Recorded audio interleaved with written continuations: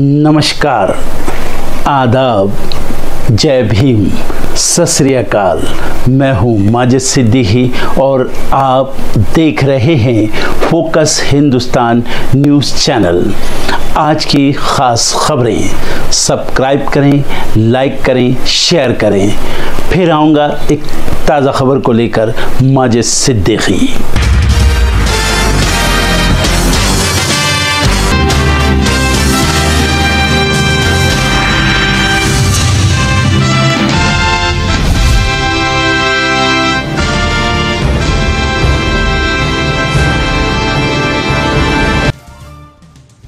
आज बीजेपी में शामिल हो सकते हैं झारखंड के पूर्व सीएम चंपई सोरेन। कई विधायकों के साथ होने की खबर। पूर्व सीएम के घर से जेएमएम का झंडा हटा।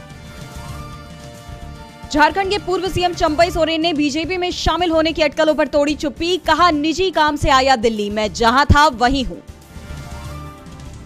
कोलकाता केस में आरोपी संजय का साइको एनालिसिस टेस्ट। केंद्र सरकार का आदेश, सभी राज्य हर 2 घंटे में गृह मंत्रालय को कानून व्यवस्था की देंगे रिपोर्ट।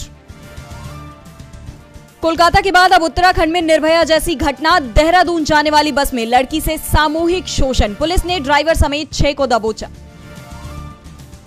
साबरमती एक्सप्रेस हादसे में बड़ी साजिश का संकेत। आईबी के बाद एटीएस पहुंची कानपुर। रेलवे ने कहा, ट्रैक पर रखा गया पटरी का टुकड़ा। टकराकर पटरी से उतरी ट्रेन, एफआईआर दर्ज।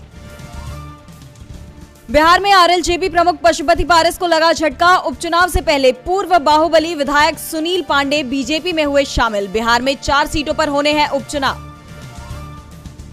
सपा प्रमुख अखिलेश यादव का बीजेपी पर बड़ा आरोप। यूपीएससी के उच्च पदों पर अपनी विचारधारा के संगी साथियों को पिछले दरवाजे से दिलाई जा रही है एंट्री। देशव्यापी आंदोलन खड़ा करने की कही बात। यूपी में 69,000 सहायक शिक्षक भर्ती पर हाईकोर्ट के फैसले से गरमाई सियासत। डिप्टी सीएम केशव प्रसाद मौर्य ने फैसले का किया स्वागत, तो अखिलेश ने कसा तंज। कहा, दर्द देने वाले दवा देने का दावा ना करें। हरियाणा में चुनाव से पहले जेजेपी में मची भगदड़। 3 दिन में 5 विधायकों ने छोड़ी पार्टी। इनमें देवेंद्र बबली, अनूप धानक, ईश्वर सिंह, रामकरण काला और जोगीराम सिहाग का नाम शामिल। 4 राज्यों में एक साथ विधानसभा चुनाव नहीं कराने को लेकर संजय राउत ने बीजेपी पर बोला हमला। कहा, झारखंड में हो रही तोड़ने की कोशिश, महाराष्ट्र में करना चाहते हैं खेला। लंदन में एयर इंडिया की क्रू सदस्य पर हुआ हमला। आरोपी ने होटल में हैंगर से किया वार। चीख सुनकर क्रू मेंबर्स ने बचाया। आरोपी के नाइजीरिया के नागरिक होने का दावा।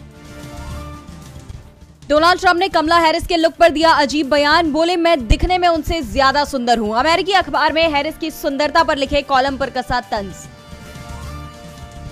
थाईलैंड के राजा से मंजूरी के बाद पेटोंग टान शिनावात्रा बनी प्रधानमंत्री। देश की सबसे कम उम्र की पीएम बनी शिनावात्रा। पूर्ववर्ती प्रधानमंत्री को संवैधानिक न्यायालय ने नैतिकता उल्लंघन के कारण पद से हटाया था।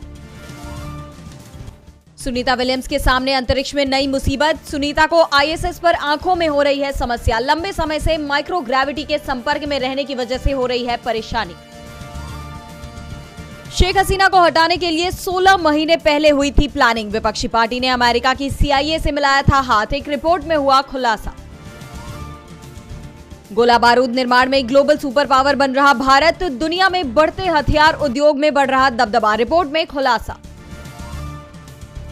सरकारी बैंक सही काम कर रहे हैं या नहीं, इसका सोमवार जायजा लेंगी वित्त मंत्री निर्मला सीतारमण। बैठक में कई सरकारी योजनाओं और एमएसएमई पर भी होगी चर्चा। साउथ अफ्रीका ने टेस्ट सीरीज के दूसरे और आखिरी मुकाबले में वेस्ट इंडीज को 40 रन से हराया। साउथ अफ्रीका की वेस्ट इंडीज पर यह लगातार 10वीं टेस्ट सीरीज जीत है। नेशनल अवार्ड जीतने पर कांतारा स्टार ऋषभ शेट्टी का पत्नी ने किया जोरदार स्वागत। घर की चौखट पर उतारी आरती, तस्वीर आई सामने। सालों बाद आकर भावुक हुए सलीम जावेद। जोया अख्तर बोली, इनकी कहानियां लोगों को दिखाना चाहती थी। Based documentary series angry young man 20 अगस्त को होने वाली है रिलीज। इंडियन मेडिकल एसोसिएशन ने कोलकाता मामले को लेकर प्रधानमंत्री मोदी को पत्र लिखा। उन्होंने पत्र लिखकर पीएम मोदी से स्वास्थ्य कर्मियों के खिलाफ हिंसा रोकने के लिए केंद्रीय कानून, लाने और अस्पतालों को अनिवार्य सुरक्षा अधिकारों के साथ सुरक्षित क्षेत्र घोषित करने की मांग की। आपको बता दें, कोलकाता में महिला डॉक्टर के साथ दुष्कर्म और मर्डर का मामला सामने आया था और इस घटना के बाद आक्रोशित लोगों ने कोलकाता के आरजी कर अस्पताल में तोड़फोड़ भी की। फिलहाल इस पूरी घटना के विरोध में आईएमए ने शनिवार को सुबह 6 बजे से 24 घंटे के लिए देश भर में गैर आपातकालीन सेवाएं बंद रखने का आह्वान किया। आईएमए ने पीएम मोदी को पत्र लिखकर अपनी 5 मांगे रखी हैं। आईएमए ने एक बयान में कहा, सभी आवश्यक सेवाएं जारी रखी जा रही हैं और आपातकालीन वार्ड में कर्मियों की तैनाती की गई है। आईएमए ने कहा, पीड़िता 36 घंटे की शिफ्ट में काम करती थी। आराम करने के लिए सुरक्षित स्थान और पर्याप्त शौचालयों की कमी के कारण रेजिडेंट डॉक्टरों के काम करने और ठहरने की स्थिति में व्यापक बदलाव की आवश्यकता है। आईएमए ने यह भी मांग की है कि अस्पतालों को सुरक्षित क्षेत्र घोषित किया जाए, जिसमें पहला कदम अनिवार्य सुरक्षा अधिकार होना चाहिए। डॉक्टरों के शीर्ष संगठन ने कहा, अस्पतालों में सुरक्षा प्रोटोकॉल हवाई अड्डों से कम नहीं होने चाहिए। अनिवार्य सुरक्षा अधिकारों के साथ अस्पतालों को सुरक्षित क्षेत्र घोषित करना पहला कदम है। सीसीटीवी कैमरे, सुरक्षा कर्मियों की तैनाती और प्रोटोकॉल का पालन किया जा सकता है। आईएमए ने डॉक्टरों की हिफाजत के लिए एक केंद्रीय कानून की मांग की है। आईएमए ने एक निश्चित समय सीमा में अपराध की सावधानीपूर्वक और पेशेवर तरीके से जांच करने और न्याय प्रदान करने की मांग की। साथ ही बर्बरता में शामिल लोगों की पहचान करने और इसमें शामिल लोगों के लिए कठोर सजा की मांग की। आईएमए ने कहा, आरजी कर की घटना ने अस्पताल में हिंसा के 2 आयामों को सामने ला दिया है। महिलाओं के लिए सुरक्षित स्थानों की कमी के कारण बर्बर पैमाने का अपराध और संगठित सुरक्षा प्रोटोकॉल की कमी के कारण होने वाली गुंडागर्दी, अपराध और बर्बरता ने राष्ट्र की अंतरात्मा को झकझोर दिया। आईएमए ने स्वतंत्रता दिवस के संबोधन में महिलाओं की सुरक्षा के बारे में प्रधानमंत्री की टिप्पणियों की भी सराहना की। आईएमए ने कहा, हम आपसे इस समय हस्तक्षेप की अपील करते हैं। इससे न केवल महिला डॉक्टरों को बल्कि कार्यस्थल पर काम करने वाली हर महिला को आत्मविश्वास मिलेगा। आईएमए ने कहा कि 60% भारतीय डॉक्टर महिलाएं हैं। आईएमए ने कहा कि दंत चिकित्सा पेशे में महिलाओं की हिस्सेदारी 68%, फिजियोथेरेपी में 75% और नर्सिंग में 85% है। डॉक्टरों के संगठन ने कहा कि सभी स्वास्थ्य सेवा पेशेवरों को कार्यस्थल पर शांतिपूर्ण माहौल, सुरक्षा और संरक्षा मिलनी चाहिए। आईएमए ने कहा कि हम अपनी मांगों को पूरा करने के लिए उचित उपाय सुनिश्चित करने को लेकर आपके हस्तक्षेप की अपील कर रहे हैं। आमतौर पर चुनाव के बाद सरकार नहीं बनने की स्थिति में विधायकों की पूछ परख बढ़ जाती है, लेकिन हरियाणा में विधानसभा चुनाव से पहले ही एमएलए की डिमांड बढ़ गई है। सिरसा से एचएलपी के विधायक गोपाल कांडा की पार्टी के साथ जहां हाल ही में बीजेपी ने गठबंधन किया, तो अब दुष्यंत चौटाला की पार्टी जेजेपी के 3 विधायकों के स्वागत के लिए कांग्रेस तैयार है। इन विधायकों ने चुनाव की घोषणा के बाद पार्टी छोड़ी है। कहा जा रहा है कि इन 3 विधायकों को जल्दी कांग्रेस आधिकारिक तौर पर पार्टी में शामिल कर सकती है। हरियाणा में 1 अक्टूबर को विधानसभा की 90 सीटों के लिए मतदान है। सिरसा से एचएलपी के विधायक गोपाल कांडा से सत्ताधारी भारतीय जनता पार्टी ने समझौता किया। गोपाल कांडा भूपेंद्र सिंह की सरकार में मंत्री रह चुके हैं। 2019 में जब बीजेपी को पूर्ण बहुमत नहीं मिली तो कांडा ने बीजेपी को समर्थन करने का ऐलान किया। गोपाल कांडा सिरसा की राजनीति में मजबूत नेता माने जाते हैं। सिरसा लोकसभा में विधानसभा की 9 सीटें हैं, जिसमें से 2019 में बीजेपी को सिर्फ 2 सीटों पर जीत मिली। हालिया लोकसभा चुनाव में बीजेपी यहां किसी भी सीट पर बढ़त नहीं बना पाई। जेजेपी को 2019 में 10 सीटों पर जीत मिली। हरियाणा में चुनाव की घोषणा होते ही पार्टी के 10 में से 4 विधायकों ने इस्तीफा दिया। जिन विधायकों ने इस्तीफा दिया उनमें देवेंद्र बबली, अनूप धानक, रामकरण काला और ईश्वर सिंह ने इस्तीफा दिया है। कहा जा रहा है कि अनूप धानक बीजेपी में और देवेंद्र बबली, रामकरण काला और ईश्वर सिंह कांग्रेस में शामिल हो सकते हैं। ईश्वर सिंह और रामकरण काला के बेटे पहले ही कांग्रेस में शामिल हो चुके हैं, जबकि देवेंद्र बबली ने लोकसभा चुनाव में खुलकर कुमारी शैलजा का समर्थन दिया। 2019 में ईश्वर सिंह कैथल के गोला सीट से जीत दर्ज की थी और इस सीट पर कांग्रेस को आखिर बार 2005 में जीत नसीब हुई। पिछले बार उसके प्रत्याशी 5000 से ज्यादा वोटों से हार गए। इसी तरह देवेंद्र बबली फतेहाबाद के टोहना से विधायक हैं और इस सीट पर भी कांग्रेस पिछले 10 साल से फाइट नहीं दे पाई। 2019 में बबली ने टोहना से बीजेपी के सुभाष बराला को हराया। अनूप धानक हिसार के उकलाना से विधायक हैं और बीजेपी यहां अभी तक जीत दर्ज नहीं कर पाई। रामकरण काला कुरुक्षेत्र के शाहबाद से विधायक हैं और कांग्रेस यहां पर पिछले चुनाव में तीसरे नंबर की पार्टी थी।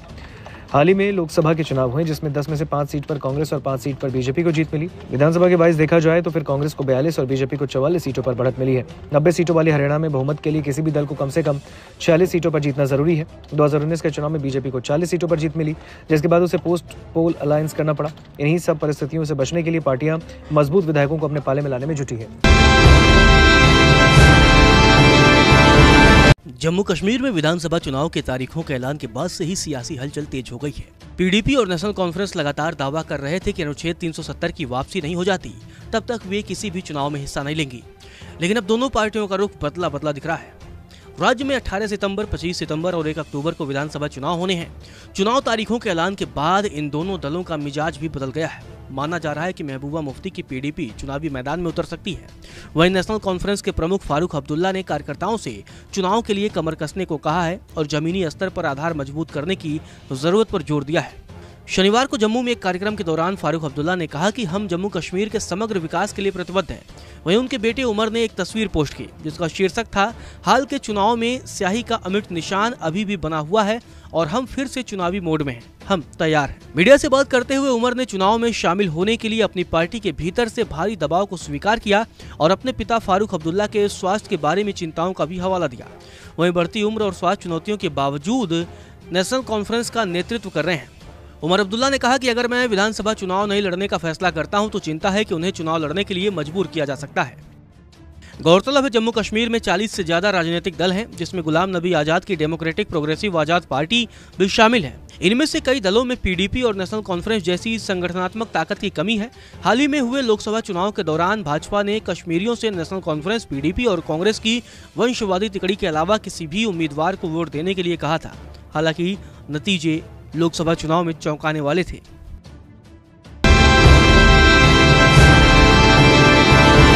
देश की बड़ी एयरलाइंस में से एक एयर इंडिया की केबिन क्रू सदस्य पर लंदन में होटल के कमरे में कथित तौर पर हमला करने की खबर सामने आई। हालांकि इस मामले में लंदन पुलिस ने जांच करना शुरू कर दिया है। घटना लंदन में एक नामी होटल के कमरे की है। साथ ही अब एयर इंडिया ने भी इस घटना की पुष्टि की है। खबरें हैं कि कर्मचारी पर शारीरिक हमला किया गया। कुछ मीडिया रिपोर्ट्स में यह कहा गया कि केबिन क्रू के साथ दुष्कर्म हुआ है। मीडिया रिपोर्ट के मुताबिक हीथ्रो के रेडिसन होटल में यह घटना आधी रात 1:30 पर घटी, जब केबिन क्रू की सदस्य अपने रूम में सो रही थी। तभी किसी ने डुप्लीकेट चाबी से उसका कमरा अनलॉक किया और उसके रूम में जाकर उस पर हमला कर दिया। वो चौंक कर जाग गई और मदद के लिए जोर जोर से चिल्लाने लगी। जब वो कमरे से दरवाजे की ओर भागने लगी तो हमलावर ने कपड़े के हैंगर से उस पर हमला किया, उसे फ्लोर पर घसीटा। इस दौरान वो बुरी तरह जख्मी हुई। इसके बाद हमलावर ने भागने की कोशिश की, लेकिन गेट के बाहर मौजूद लोगों ने उसे पकड़ लिया और पुलिस के हवाले कर दिया। वहीं केबिन क्रू मेंबर को अस्पताल ले जाया गया। ड्यूटी पर वापस नहीं जा सकी हैं वो। मीडिया रिपोर्ट के मुताबिक एयरलाइन के क्रू मेंबर ने पहले भी होटल में सेफ्टी, डार्क कॉरिडोर, रिसेप्शन और डोर पर बार बार खटखटाने के मामलों को लेकर शिकायत की, लेकिन किसी ने उसकी नहीं सुनी, जिसके बाद ये घटना घटी। इस मामले पर अब कांग्रेस नेता पवन खेड़ा ने इस पूरे मामले में केबिन क्रू का सोशल मीडिया पर पोस्ट किया, स्क्रीनशॉट शेयर कर दिया और एयर इंडिया पर सवालिया निशान खड़े कर दिए। जानकारी के लिए बता दें कि पवन खेड़ा ने जो तस्वीर पोस्ट की उसमें ये साफ लिखा है, केबिन क्रू मैनेजमेंट से पिछले 1 साल से उस होटल की शिकायत कर रहा था। साथ ही पोस्ट में लिखा, केबिन क्रू के लिए डर का आलम ये रहता है कि वे अपने कमरे के दरवाजे के हैंडल पर कई बैग लगा के सोती हैं, क्योंकि बार बार कोई उनके दरवाजे को नॉक करता है। साथ ही पोस्ट में दावा किया गया कि जिस कमरे में केबिन क्रू को ठहराया जाता है वहाँ वाईफाई भी नहीं होता, जिसके कारण मुसीबत के समय कोई किसी को कॉल भी नहीं कर सकता। वहीं अब इस पूरे मामले के सामने आने के बाद साफ तौर पर यह सवाल खड़ा होता है कि अगर पिछले 1 साल से केबिन क्रू शिकायत कर रहा था तो मैनेजमेंट ने कोई संज्ञान क्यों नहीं लिया। वहीं अब केबिन क्रू पर हुए हमले के बाद एयरलाइन की नींद खुली है, जो काफी शर्मनाक है। अक्सर अपनी सर्विस के लिए सवालों के घेरे में रहने वाली एयरलाइन को कम से कम अपने एम्प्लॉयज की सुरक्षा की जिम्मेदारी तो लेनी ही चाहिए और ये भी सुनिश्चित करना चाहिए कि आगे से ऐसी घटना बिल्कुल ना हो।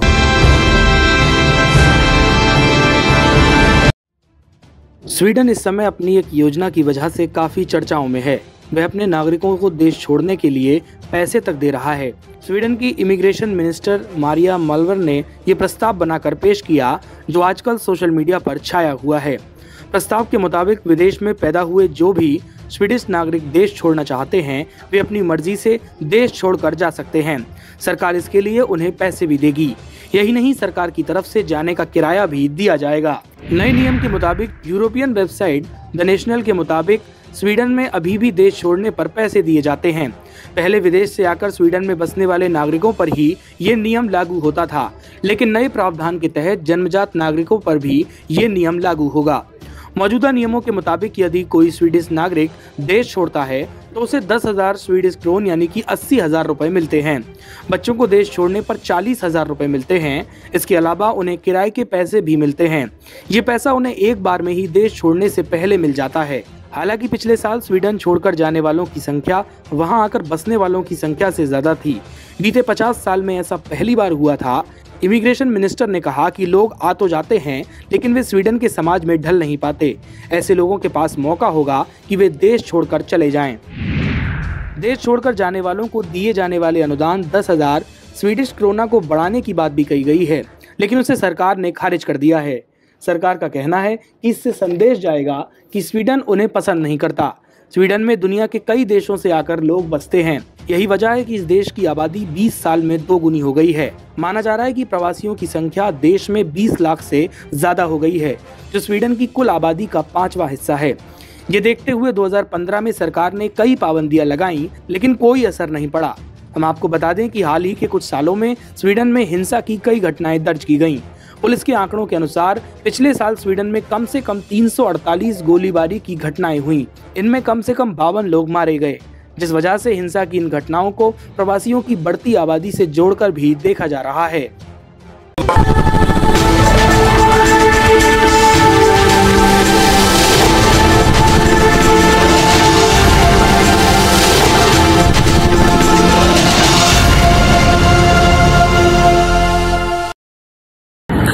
दोस्तों आज मैं आपको बताने वाला हूं कि अगर आपकी बॉडी में मैग्नीशियम की डेफिशिएंसी हो जाए तो आपको क्या क्या प्रॉब्लम हो सकती है। सबसे पहले इंसोम्निया, नींद ना आना, स्लीपिंग डिसऑर्डर, इंसान सारी रात करवटें बदलता है, नींद नहीं आती, स्ट्रेस लेवल, एंजाइटी बढ़ जाती है इससे, क्योंकि कोर्टिसोल हार्मोन को रोकने में मदद करता है। और अगर आपकी बॉडी में मैग्नीशियम नहीं है तो कोर्टिसोल बढ़ जाता है, जिसकी वजह से स्ट्रेस और एंजाइटी हो जाती है।